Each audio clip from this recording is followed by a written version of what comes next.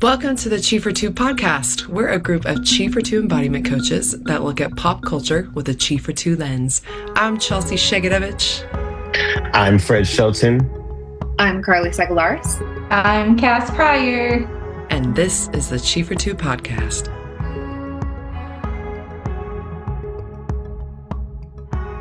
Chi for Two is a mindful embodiment method. We use the term chi, meaning energy in and around the body.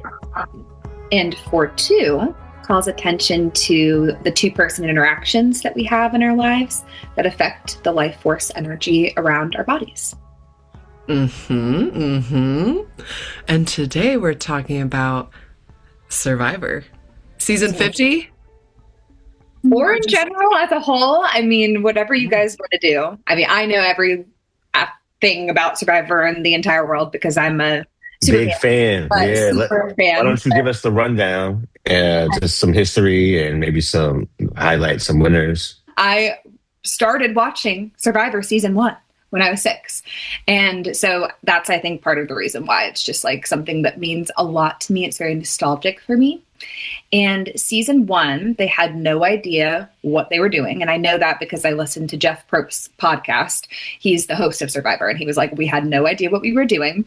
The contestants were like, what the heck is this? And they were just put on this island and separated into two different tribes. And they actually got a little bit of food, because we can talk about the food aspect of things, which I'm sure we'll get into. But they don't get food anymore, which is interesting. But it was just these two tribes, these people from all different walks of life that were trying to figure out what was happening and how to vote people out.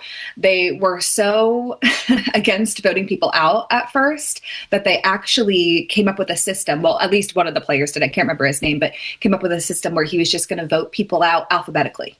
That was how his criteria was going to be for voting people out. So it was very much in its infancy. And I think one big thing and Jeff Probst has talked about this, the winner of the first season, Richard Hatch, was a gay man, which at the time was like a really big deal. And he was also kind of categorized as the villain of the season. And so the producers were really terrified, like, oh my gosh, this gay man, villain edit sort of dude is winning this season. People are going to be super upset because his competition, Kelly Wigglesworth, was like nicer, a little bit more digestible. Oh, Richard Hatch also, he just walked around naked during the season. Like there was just a lot of things that were happening. So that was like the start of this show. And then it just it's been 25 years now. It's been 50 seasons. There's been so many changes since then. There's so many different ways that fans categorize the show. I would say that right now they kind of have it split into two. So there is the old era and the new era Survivor. The old era Survivor was season 1 all the way up to season 40. And it was also kind of split into like new school versus old school ways of playing the game. And then from season 41 to now 50, they called it the new era because it just so happens season 41 was filmed during COVID. So COVID came around and they were like, oh my gosh, and they had to quarantine these players, and it shifted the production schedule. So the show used to be a 39-day show, and it was shortened to a 26-day show. And that is why they no longer get food, is because they were trying to make it the same amount of difficulty with having less days. And so that's a whole thing that we can go into. Because from a Chi for Two perspective, I will say Survivor is not very Chi for Two. We can go into that.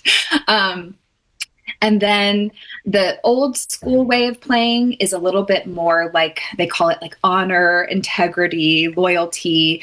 You come up with a majority group of people and you stick it through to the end and you just vote out all of the minority people and you win. And then kind of duke it out between you guys. And then the new school way of playing is a little bit more strategic. It's like, okay, they call it voting blocks. I might not be in an alliance with you, but I can use you for this vote to move my game ahead. So there's a lot there. There also are like different themes that Survivor has had through the years, which have been controversial.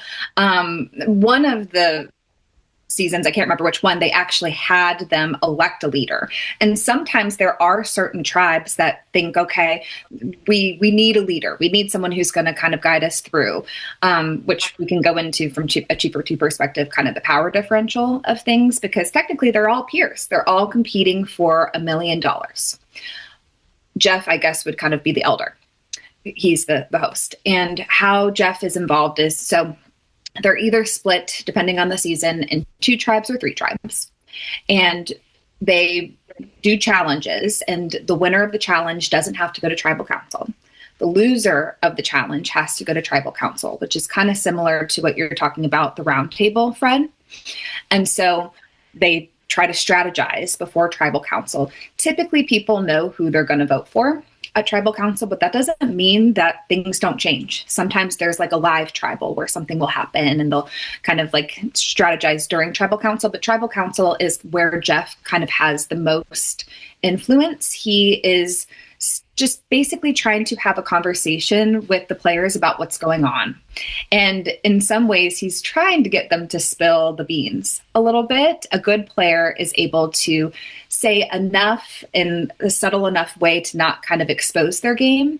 But he's just kind of trying to unlock all the dynamics in the tribe to kind of see what's going on. And then they vote, and whoever has the most votes goes home.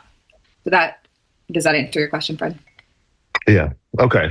So it's very similar to most of the competition reality TV shows. Mm-hmm. Yeah. Are you aware, or, well, I'm sure you are aware, having watched every episode, where has there been some of the like controversy in terms of, again, traders, you had the people that were voted off first and why and who they were in the reality industry and world, like it was controversial or stuff like that. So what have you seen in terms of the Survivor universe?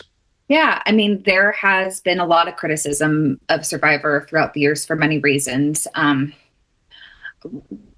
actually saw this TikTok today. I was going to send it to you guys, but I forgot, where they were talking about one theme that has happened throughout the years is that people of color tend to go home early in the show. That's just kind of what has historically happened.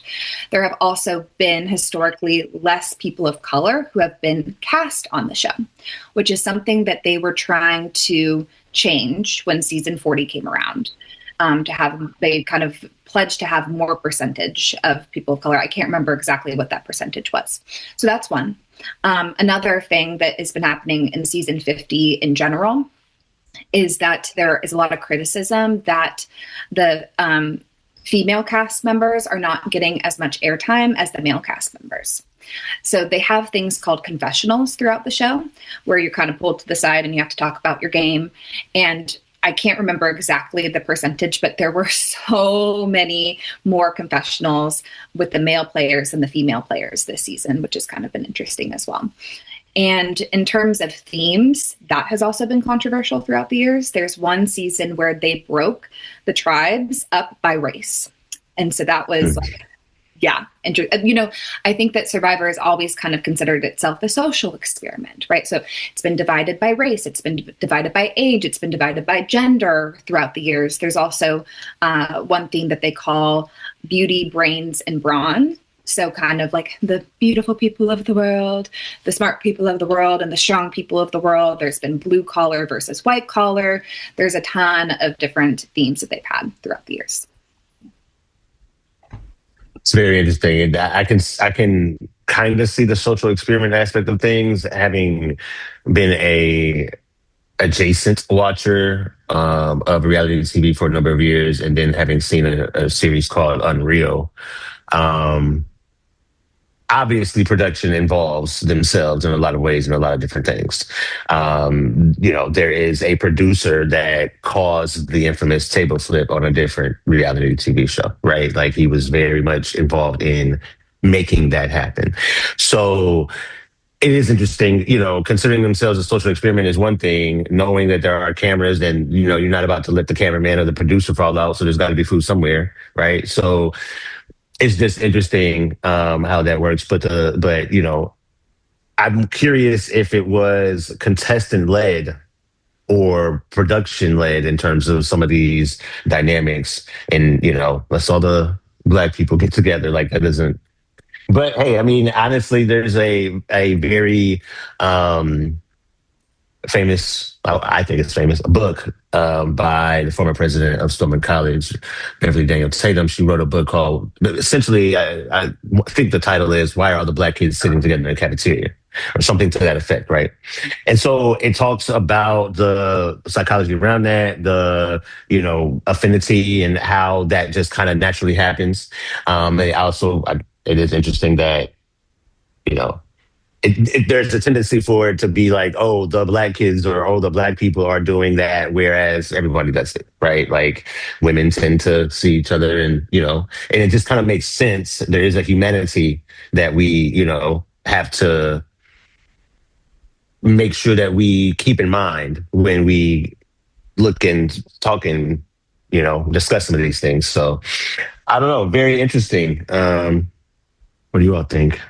I want to answer your question, Fred, about is this production led or is this contestant led? It's both. It has been both. And I think that both things can happen in life and on this show, where there are people of similar backgrounds who tend to stick together. But there have also been really cool instances throughout the history of the show where the opposite happens. Like just going back to Richard Hatch, for example, he's like this gay man who's walking naked on national TV. And there was another guy on his tribe named Rudy, who was like a really stern military guy. And they became friends. And he was like, I would never, and my Rudy would say, like, I can't, he has some really funny quotes that he said about Richard, but like, I'd never be like, even want to be near you in life, but I'm living on this island with you. And now I see you as a human being and we're friends. But there's also been the opposite. Like, so I wanted to also answer your question, Fred. Their season 41 was like historical also in terms of that was when I could be wrong about this, but at least from my memory, the first Black alliance that did try to kind of stick together. They did. They made a pretty big run. There has been an all-female alliance. Cerie Fields, Fred, from other shows. She was in that. It's called the Black Widow Alliance. She was incredible. Anyway, so I think both. And I just kind of want to go back because I actually don't think it was season 41, but the TikTok that I was going to show you guys, it was these two Black women at Tribal Council. I think it was like season 47. I could be wrong about that. And they were basically like, looking over at the jury. And it was two other Black people. And one of the women was like, and I know I'm going home next. It's like, what's happening here? And there was this man, he's actually on season 50, Chelsea, Jonathan, the really big white dude, strong white dude. And he was like, I am feeling attacked. Like, I'm feeling like you guys are calling me racist because, yeah, Drea, you were going to be the next to go. And Drea had a really powerful response to that of like, just because I'm calling attention to this thing doesn't mean that I'm calling everybody racist. And so anyway, that's some of the thoughts that I have. Yeah, so that is pretty interesting. I don't know. I think there's a lot to be said around nature and what is natural to humans from different walks of life. And then also it's very, I think one of the things that Chief 2 is poised to be able to address with a lot of people is that immediate like reaction, like when something is said, when the outside stimuli is received, what is the snap?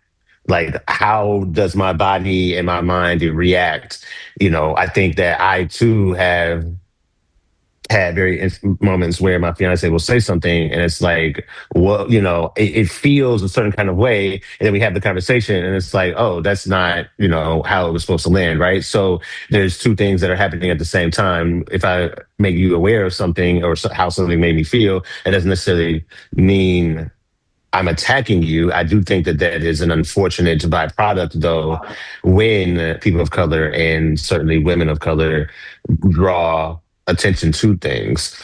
It is, oh, you're angry, oh, you're aggressive, oh, X, Y, and Z, right? And, again, we're not talking about this today, but that theme of women of color not being cared for very well is bright and shiny on display now when it comes to a reality TV show called Summer House. So, it's very interesting, but I do think that Survivor in and of itself, like the term puts you kind of in a certain kind of mindset. And I think, yeah, obviously it's a reality TV game show, right? But to survive means to kind of ground yourself in the most grounding, the most rudimentary, the most what is going to get me to the next day, right? And so we do that in various ways in our own lives, right?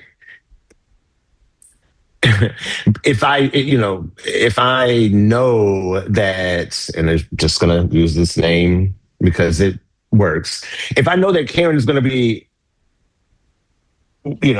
clutching her purse as I walk past her, then maybe sometimes I might cross the street first, right? Just so that I can regulate my own nervous system and not have to deal with that.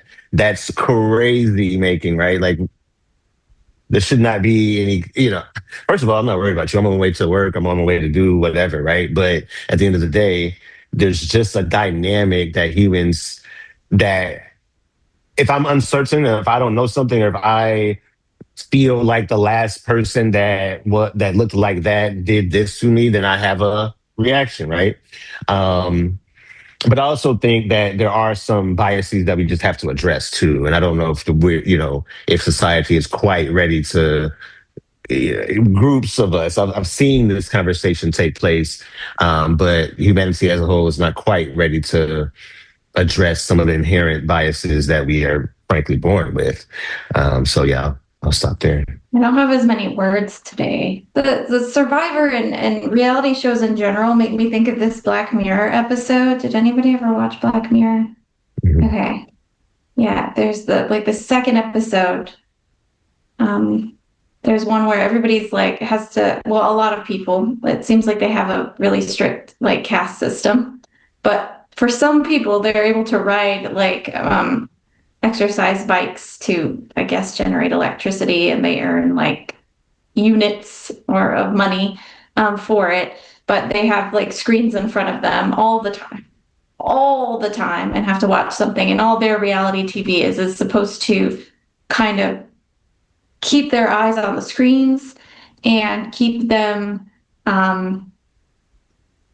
feeling like the caste system is good and the way that it is good. And there's an American Idol type thing where they kind of dangle the carrot of, you could be a star and make it into the next level and not have to ride this bike every day.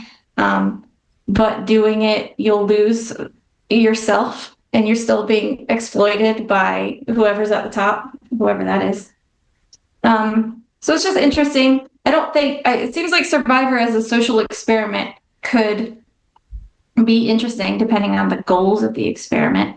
If we're just trying to put eyes on these things that we're dealing with every day, that's great. It's great for people to see it and to be able to take action to change. But if it is just to be scandalous and get people to watch it and keep their eyes on it, then it's less good.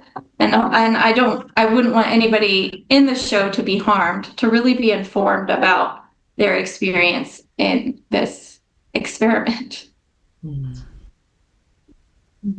Yeah, no, you make a great point. I definitely can see the monetary and commercial attraction to reality TV from a network and a big business perspective. It's billions of dollars, right? But are we taking the necessary care for the people that we invite to participate? I think that that's a very real question that they're and so Unreal is the name of the show that I mentioned, that is a scripted show about a production team on a reality show. And the reality show that they were doing was like Bachelor type. And so one of the storylines is the passing of one of the contestants. And I think that has actually happened in real life on reality TV. There are a number of issues and things that need to be addressed, but I definitely think the capitalism from the big business perspective, but then also the idea of fame. It's a very in my generation, I was just a little bit older than 6 when Survivor came out, and it was probably 16, something like that. Anyway, the reality that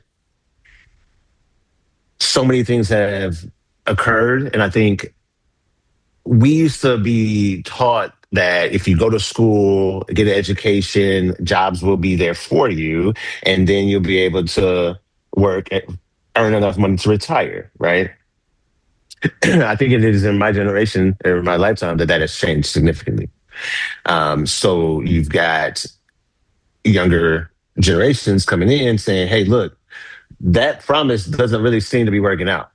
So what are the other ways that I can create a life that I would be happy and comfortable living? Reality TV, social media influencing, other things that maybe just weren't options and or weren't thought of. But then it is a question of at what cost. You go on Survivor, you go on The Bachelor or Bachelorette, and then what? You become this entity that, people want to develop parasocial relationships with and tell you about yourself. And, oh, I saw you here. And it becomes a little bit, I don't know, the dynamics are interesting to say the least. I definitely think there should be an overhaul. There is a reality TV star. She was on her show and created a certain alcoholic beverage brand and was able to sell that brand. And there's a whole, the network she was on created a whole rule around brand creation on their shows now due to her. She's no longer on TV, but she has been very vocal about Bravo, that particular network, as well as in reality in general, not taking care of the people that participate. And so, it's a lot of controversy though, because people feel like, well, you wouldn't be where you are if it wasn't for reality TV. But then she's like, well, you haven't, much of what I have to take issue with is on the cutting room floor. You didn't see it. So it's a lot to deal with, a lot to think about. And I can honestly see both sides. I'm hoping that there will be a world we can live in where it's a little bit less about capitalism, a little bit more about care, and people are still able to enjoy themselves, but not endure trauma while being on TV. So I got invited to perform as a musician for this show here that was connecting both The White Lotus and Survivor. So my friend Brett Schultz, he actually got some Survivor contestants to come and join us to play improv at a local theater here. And so we met Savannah from season 50, season 49. And so I've been following her closely, and it looked like she, after being on Survivor 2 seasons in a row, she developed kind of a weird thing with her eating. So instead of just enjoying a meal and eating it until you're full, she's eating until she gets very, very full, so full that she gains 30 pounds coming back home from Survivor, because when you're there, you have no food. And then all of a sudden you might win the chance to eat some food. And so you eat until you can until you explode, basically. But so I know there's some care with the show because they're given a therapist for as long as they need after they're off the show, and I think even during the show. So she got to work with a therapist until she kind of got that worked out, and she's feeling like she can eat like a regular person again. So I just thought that was interesting. Wow, like that would be tough to be on that show and to go through that alone, you know. But it sounds like they're getting the care they need, which is great. They are now. They are now. Wow. Yeah, wow. yeah. And I that example came to mind as well for me, Chelsea, because I've been following that too. Mm-hmm. And I also just know from a lot of different contestants, because I will say I am one of the people who tends to fall into the trap of having parasocial relationships with people on the internet. A lot of people deal with the eating aspect. A lot of people have been harmed over years of survival. Like so many, I can name you, I mean, of course, so many that we don't even know their stories, but so many really public stories. Another one that came to mind was, gosh, I can't remember the guy's name, which is fine because he was like, did something absolutely horrible, but he basically during tribal council outed one of his tribe members as a trans man. That happened. And they decided to air it. And I think with his approval, luckily, but, you know, I'm sure that there have been instances where things have been aired that have been really harmful. That's just one example. I'm trying to think of some other examples, but they are now, even I'm just thinking, so Jeff Probst talks about how Survivor is a reflection of the culture, right? The American culture. Social media wasn't always a thing when these contestants were going on the show. And then all of a sudden social media became a thing and they were getting all of this hate. And sometimes that has been addressed, hasn't been addressed. And now they're getting care. Now they have therapists. Now they have nutritionists and all of those things. But that was not always in place. That's a very, very recent thing. I don't want to watch that. I get it. I don't want to watch that. Yeah.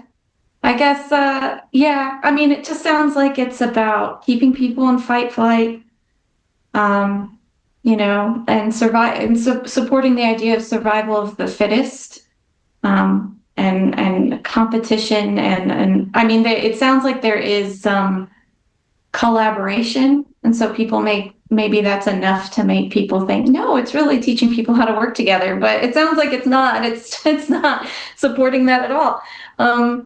And so even if you are providing care, you're still putting people through this that they can't possibly really be fully informed about. That the showrunners do not know and have not known the effect that this show will have on the people in it. They don't know. They don't have their arms around it. And they can sort of after the fact. And I know, I guess that kind of can go to like parents having a kid. I don't know anything that might happen with my child, and I might not be able to, you know, so I can see that maybe, but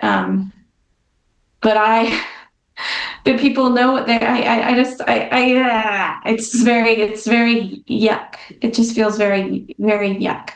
That what are we getting out of it? So when you're watching it, what do you feel in your body when you're watching that? Because when I'm talking about it, I feel gross. I want to go get a blanket and like wrap it around myself. And I'm going to do that in a second. But what do you feel in your body when you're watching it, Carly? Well, I want to say I'm talking about a lot of the negative of Survivor right now, just because that is, which is great because that is something I was thinking is Cass, you are able to feel what your body needs right now and you're able to go get it for yourself, which is something that is not able to happen with the players on Survivor. Like, you're hungry, do that. Anyway, but so taking care of yourself. But I will say, I'm talking very negatively. There are a lot of really beautiful moments that have happened on this show as well. A lot of incredible stories, people's lives who have been changed for the better. in a lot of ways. I think that I really, for you said something, Fred, that struck a chord with me, because I've been trying to think of that myself. Cass is like kind of like doing some inner work. Okay, what does draw me to this show? And I think there was something there, Fred, when you were talking about, we used to be able to, okay, get a college degree and go get a career and be able to make a living for yourself. And now when that sometimes doesn't feel as possible, and we are in fight flight when it comes to survival in terms of money, right? Oh my gosh, this person who had nothing goes on this show and 39 days later has $1 million and is changing their life, right?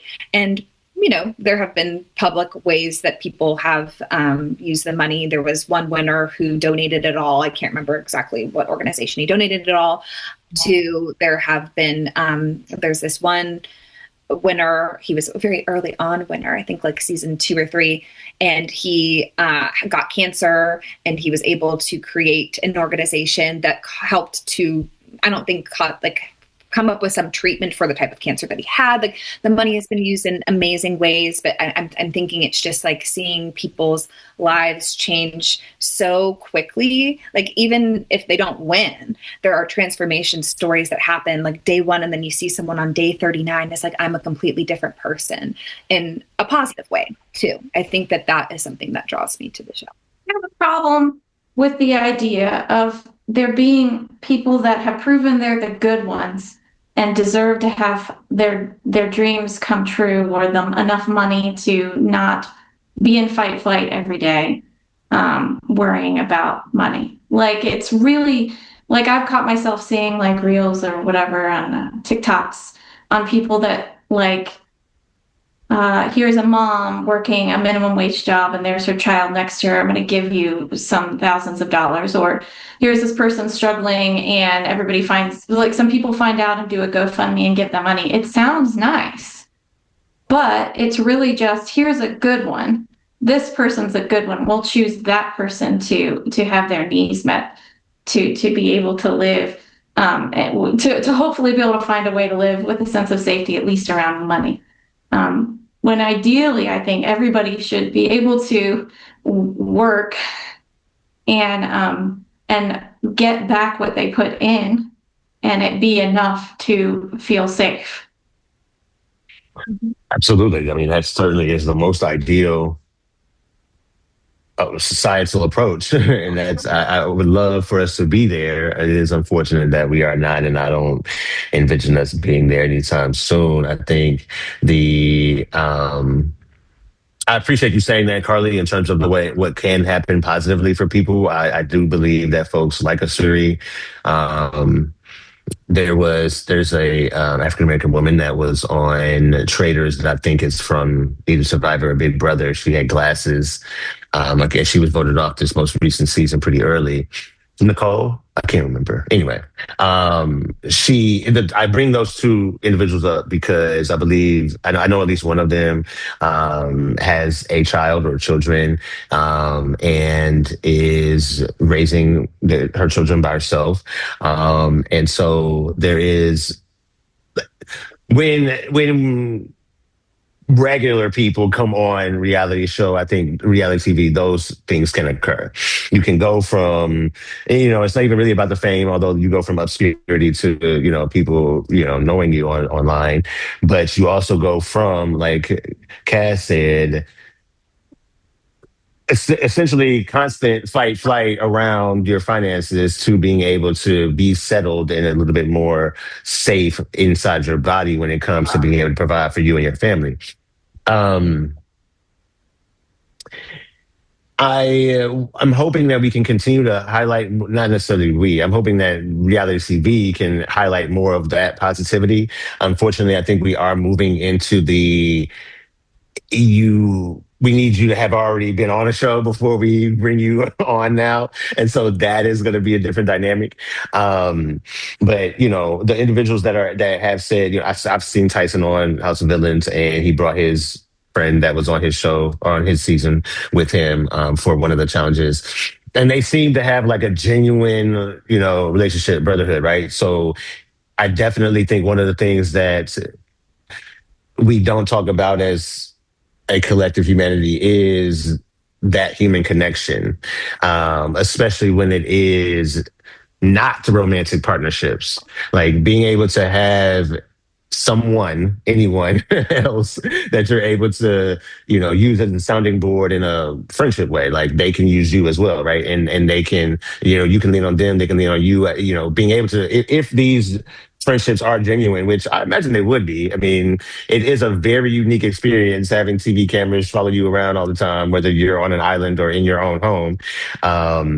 And doing those challenges and whatnot. So I imagine that some of these friendships are very genuine, and so I think that human connection is a piece I'd like to highlight in terms of some of the positive outcomes of reality TV.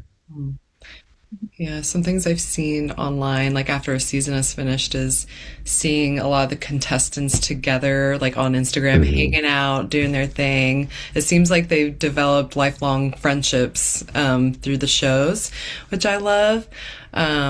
Especially Kyle and Camilla and Kyle. Oh, so that's why we watch. There's like, look, the smile on my face is so genuine thinking about their friendship and what they did during the show together to stay tight during the show. Something that made me really happy in last week's episode of season 50 was there's a character. Well, I call them characters. They're real people, but to me, they're characters. But there's a guy named, he goes by Coach. And Coach, to me, he's just the most annoying character. He's a older white guy who's like trying to run the game. He's like, yeah, we're getting these votes in and da da da da da. So he's on this, and he calls himself the Dragon Slayer. So you're just like, okay, this is weird on so many levels. But in this season and in this time, everyone around him's like, that's not cool. And so they end up voting him out and like kind of blindsiding him. And there's just a little like justice there. I feel like there's some of that in the game too, where you're like, yes, they can see like who the players are that like are kind of cringy because they think they're running the game and that they're the leaders, but they're peers. And that's good. Yeah. Great British Bake Off is another one that's, Netflix and not super mainstream, but they do an excellent job of highlighting how the contestants become friends afterwards. And then that piece around the genuine friendships and like how it is an example, right? Like I really, really do just hope that we can continue to highlight that. But when it comes to, I was thinking about somebody who like kind of puts themselves out there pretty early. Both Michael Rappaport and Colton, I don't know his last name, but they were on the season of Traitors together and they both exited at some point. And I think a lot of that had to do with the superhero aspect that we talk a lot about in Chief 2 in terms of like, I'm going to stand up and I'm going to go in front and save and I'm going to create a path and trailblaze. And it's like, when everyone is in a peer around you, you're all, as we discussed, you're on their side, you're walking your path and they are on your side. And so it isn't a matter of like, trying to lead or save. It is a matter of collaboration and cooperation. And so I think a lot of people that go on these TV shows and have that energy create the target on their backs for themselves. And that's, I think, how a series was able to win the first season of Traitors or Traitors US. So yeah, I think that's a great point. Coach has played 4 times. I've seen every single time that Coach has played. And he very clearly says that was his intention. He was going to deliberately make an ass of himself on all of the seasons that he's been on, because so that kind of speaks to what I think you're talking about, Fred, with like the Michael Rappaport to some extent. I think Traitors is a little different also because these people, yes, they are peers, but they're also celebrities and some of them are more famous than others. And I think with Survivor, it's different because they have had famous people on throughout the years, but they are truly just like average Americans. Now, I'm not saying that they're all on the same level in terms of how society views them and, you know, like race and how successful they are, what job they do, all the things, right? But one other thing that I just wanted to add is the jury.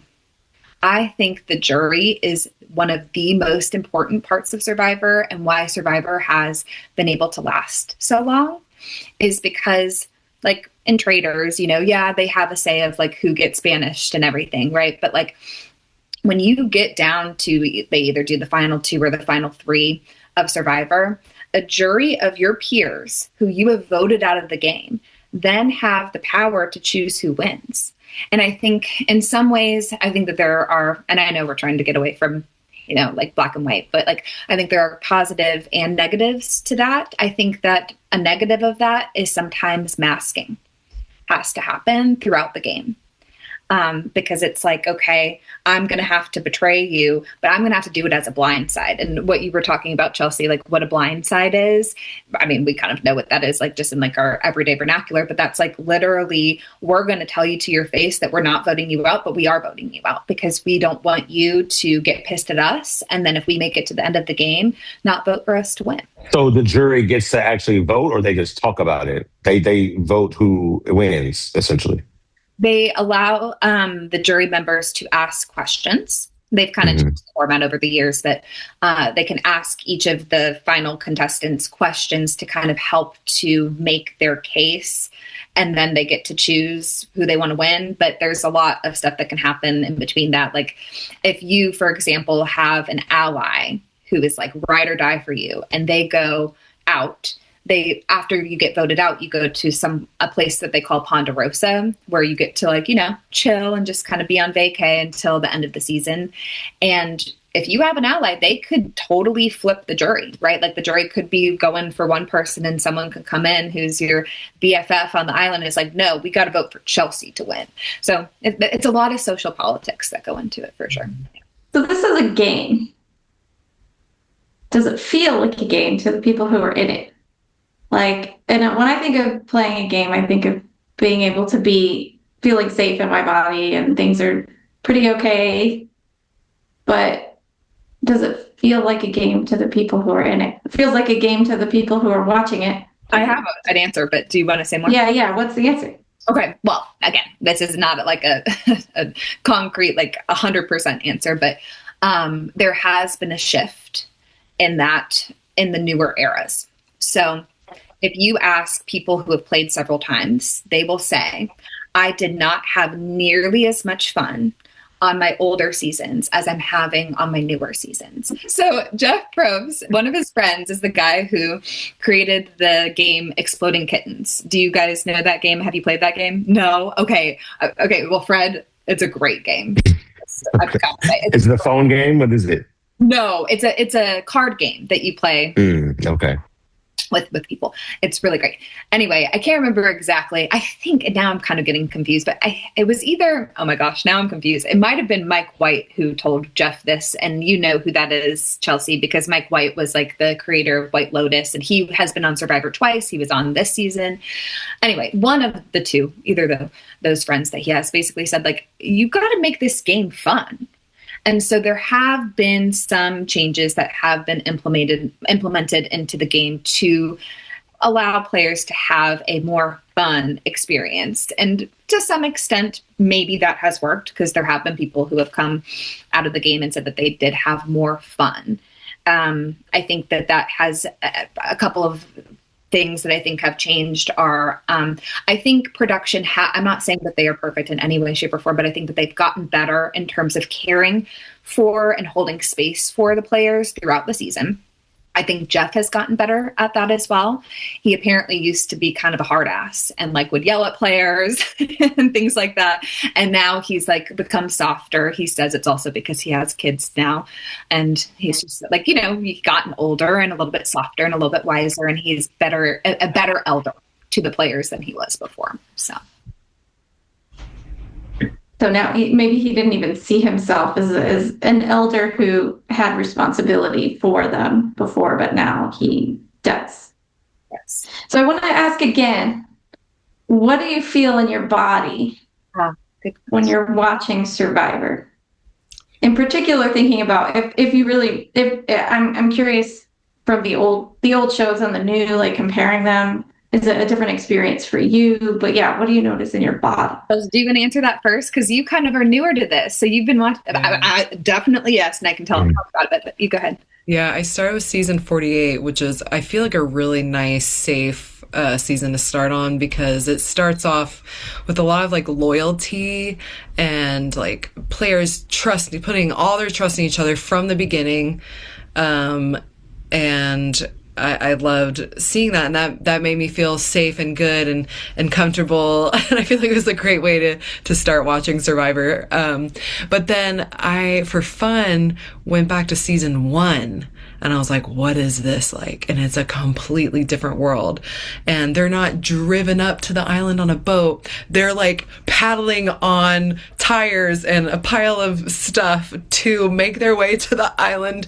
And they're not really introducing them yet. They're just like in a frantic mode, like getting there and finally we made it here. And it's really funny. And yes, Jeff is a lot more... he's more tough for sure in the earlier seasons. He's still very real and very, like, when I say real, just very blunt and kind of just, he says the things that you're kind of wondering about and thinking about, puts them out there, which I appreciate. But sometimes in my body, I feel like I can't watch anymore. I'm like, okay, I've had enough Survivor. Like, I gotta put this away, or I gotta start a different season because I can't with this dynamic right now. So sometimes I feel the ick completely and I gotta turn it off, or sometimes I'm like, yes, feed it to me. We can talk about knowing now a little bit. Knowing now, like watching even with some friends, with some peers, and saying like, hey, I gotta turn this off. This is my no. It looked like Twist was a big one, because it was very much, it seemed like a toddler at the high chair experience in both instances, because when you're done, you're like, I'm done eating this. This is not what I want to consume. Mm-hmm. And then other times, yeah. So it felt like knowing no, but also like with a real mind for the twists and the sniffing it and being able to tell when the ick is too ick. Right. Large. Yeah. It's a practice of allowing yourself to indulge or to say no. It seems important to be able to have the capacity to do that. Yeah, for sure. Being able to tell when you're watching anything, mm-hmm. which is a struggle with screens very generally.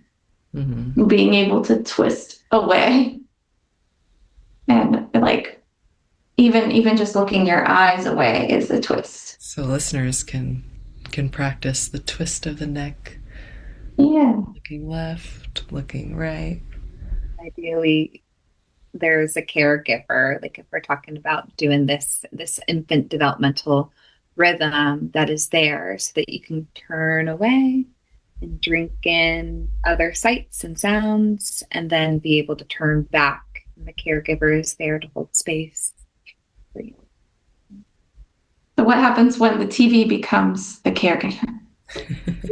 That you turn back to?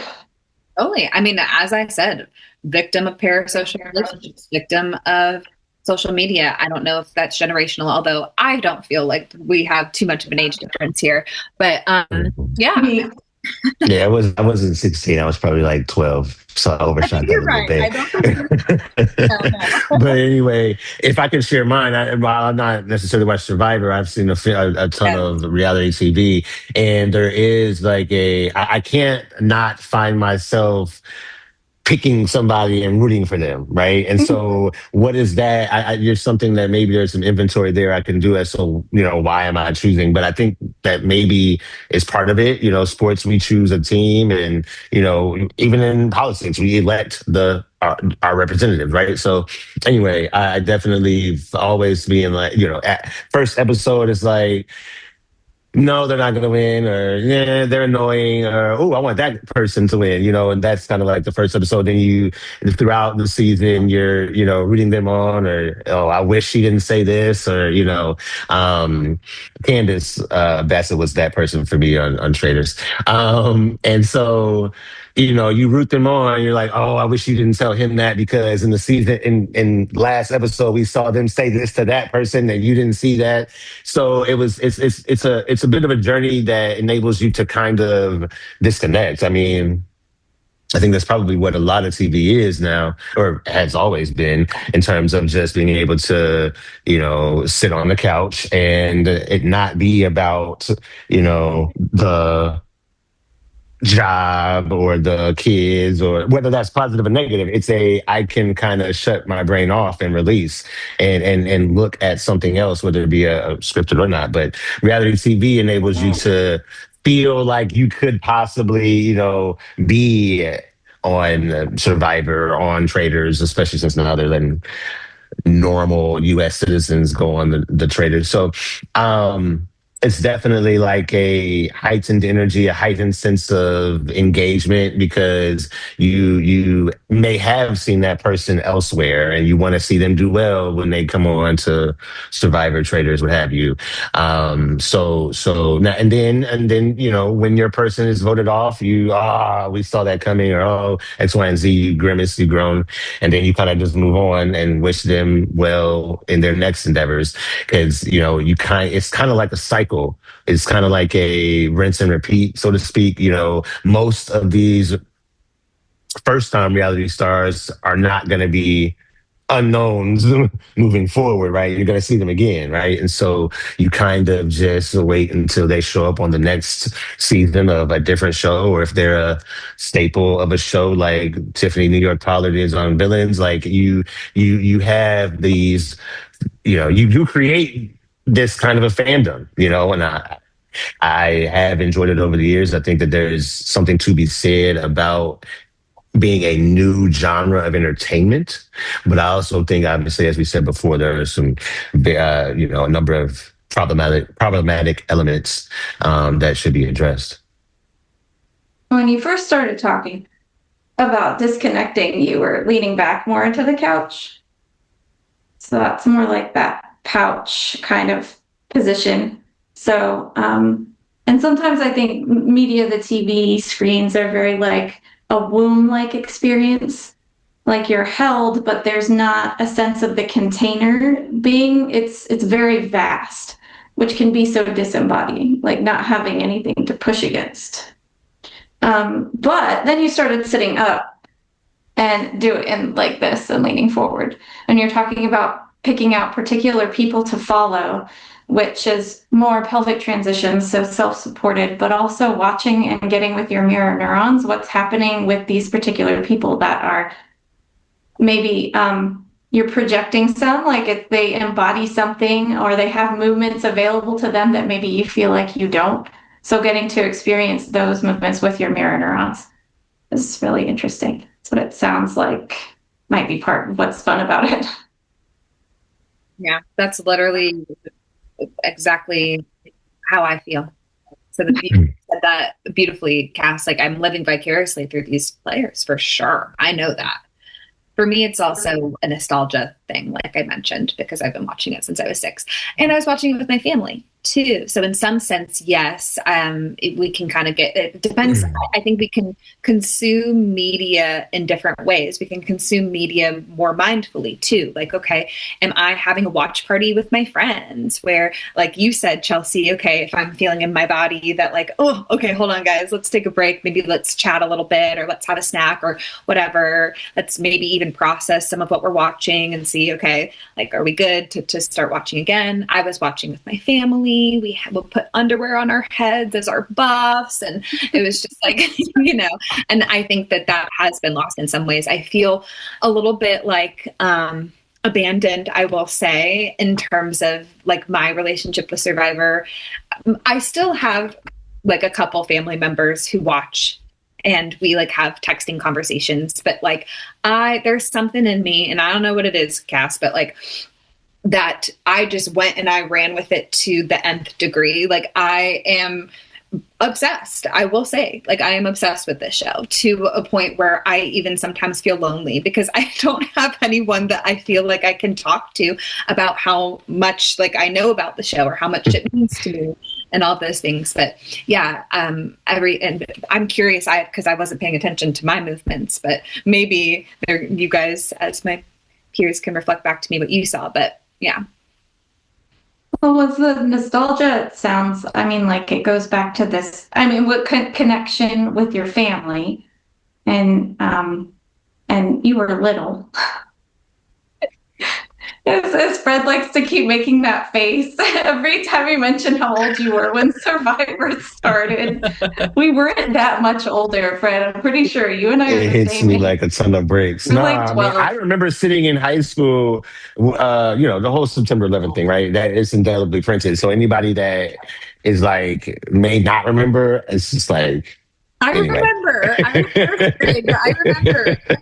We're not that old. Okay. I feel it every day, but go ahead. But it seems like that dance with, because I know when I've binge shows, when they're available every episode right out the bat, later I don't remember them.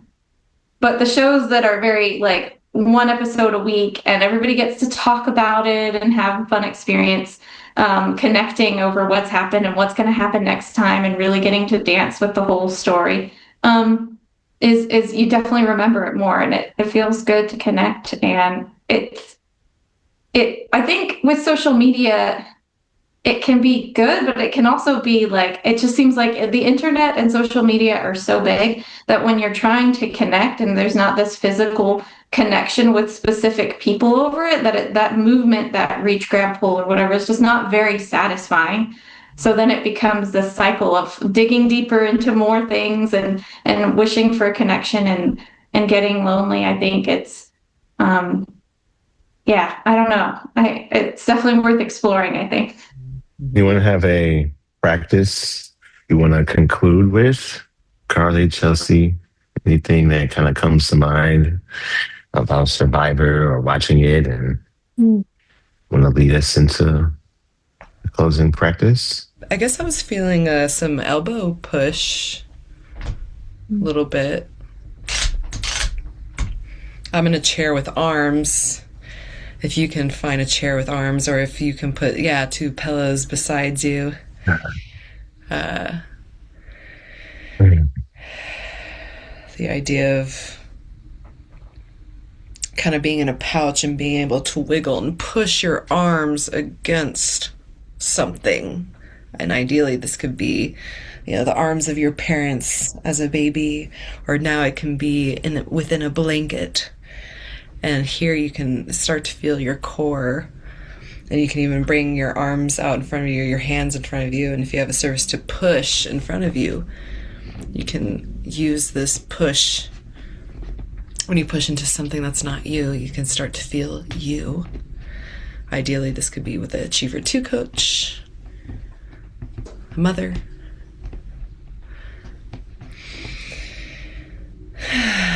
And when you've had enough of that, you can kind of just sit back in your potentially supportive surface, your chair, if you're sitting. Just feel into that. Thank you for listening. Thank you. You can find us at chi42.com. If you have any questions, comments, concerns, you can email us at chi42podcast@gmail.com. I'm Chelsea Szegidewicz. I'm Fred Shelton. I'm Carly Sackellares. I'm Cas Pryor. Catch you next time. See you next week.